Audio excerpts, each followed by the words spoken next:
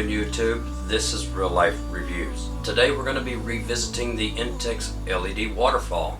Let's revisit it. So I've done a review on my Intex LED Waterfall in the past. I was really new to YouTube and the video is kind of poor quality. It has done very well on the channel, but it's not a good representation, and a lot of the comments that I got from the Waterfall are more like questions because I left a lot of good pertinent information out. So I do want to kind of go over things I should have covered in the first one, and if you're new to this channel, that's what we do here. We do reviews and DIYs, cooks, things like that.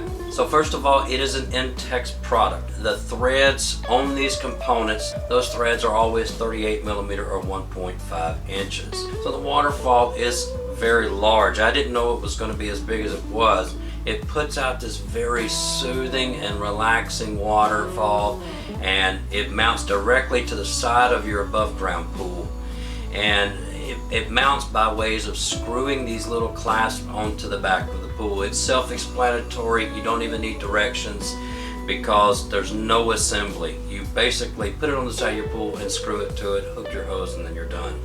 So it is an LED waterfall, okay? It's red, green, blue, or RGB. It doesn't have any colors in between. So first, let's just go over the summary. It is a hydroelectric powered waterfall, which means as water pushes through the waterfall, the greater the pressure, the brighter the lights, the more the electricity that the hydroelectric motor produces.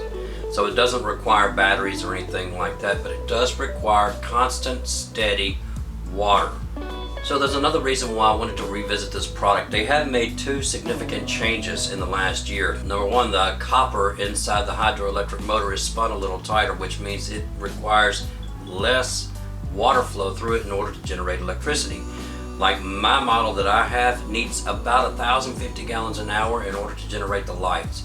Now you only need about 950 gallons an hour to generate the lights, and that may not seem like a big deal, but you know that little bitty pump that you don't want to use that came with the pool to begin with?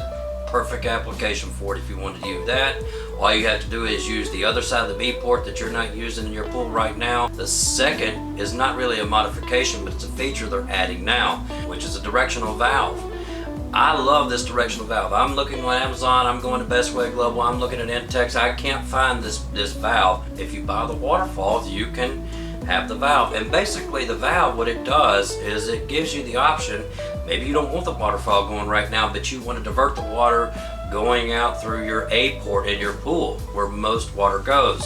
So if you don't want water going, if you want to be in your pool and you want the Waterfall going, you just rotate the valve back around. I don't have that valve. I'm looking for it. If you can find where I can purchase it from, please reach out to me and let me know, because I am looking for that directional valve. Now mine is still a 5-star review. It's held up for a couple of years now. It does everything I want it to do. It's real nice. It's not loud because there's no motors or anything like that turning. The only noise you get is when the water that's falling strikes the water, and that tends to be pretty pleasant. And really the biggest question is how do I hook it up? You hook it directly to your discharge on your pump. It doesn't matter if you have your original pump or a big 16-inch pump like I have. Now I will tell you, if you go anything bigger than a 3,000 gallon an hour pump, you may damage this Waterfall. I don't know if the gears inside of it can really take that water movement. I have dirty water coming out of a skimmer and then cleaned water going out of the Waterfall.